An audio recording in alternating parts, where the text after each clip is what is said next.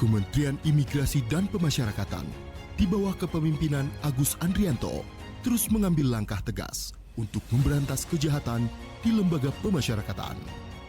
Penguatan pengawasan dan razia semakin intensif dilakukan sebagai langkah berkelanjutan dalam menciptakan lapas yang lebih bersih dan aman. Kasus penipuan atau scamming dengan berbagai modus dan kasus peredaran narkoba di dalam lapas menjadi atensi untuk segera dituntaskan. Demi menjaga ketertiban dan menciptakan rasa aman di masyarakat, langkah cepat pun dilakukan.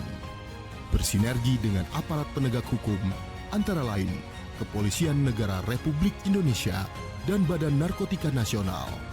Pada Maret 2025 lalu, telah dilakukan tes urin dan razia serentak yang hasilnya ditemukan berbagai barang terlarang, 1.115 ponsel, 2.291 barang elektronik, dan 2.880 senjata tajam. Di sisi lain, sebanyak 548 warga binaan yang berisiko tinggi telah dipindahkan ke Pulau Nusa Kambangan.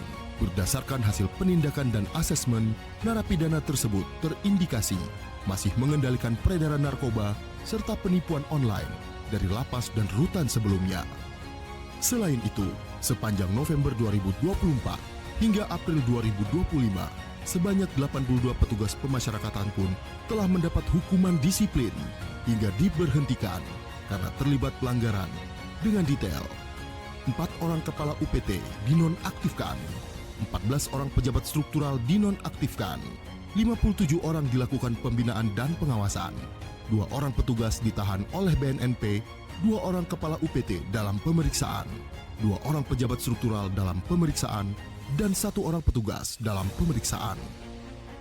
Dalam rangka mencegah peredaran alat komunikasi terlarang, Menteri Imigrasi dan Pemasyarakatan pun memanfaatkan perkembangan teknologi informasi digital melalui alat pendeteksi sinyal portable. Tak hanya itu, Menteri Imigrasi dan Pemasyarakatan juga telah meresmikan Warung Telekomunikasi Khusus Lembaga Pemasyarakatan atau Wartel Suspas sebagai sarana pemenuhan kebutuhan komunikasi warga binaan dengan keluarga. Untuk mengurangi risiko pengulangan pidana, program pembinaan turut dilakukan bagi tahanan, narapidana, dan anak binaan yang membutuhkan rehabilitasi sehingga dapat lepas dari ketergantungan terhadap obat terlarang.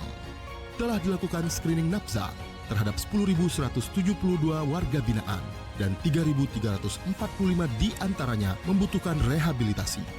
Kementerian Imigrasi dan Pemasyarakatan berkomitmen untuk menciptakan lapas yang bersih, aman, dan terbebas dari kejahatan melalui penegakan hukum yang beriringan dengan pembinaan demi terwujudnya pemasyarakatan yang modern, transparan, dan humanis dalam menciptakan stabilitas keamanan menuju Indonesia Emas 2045.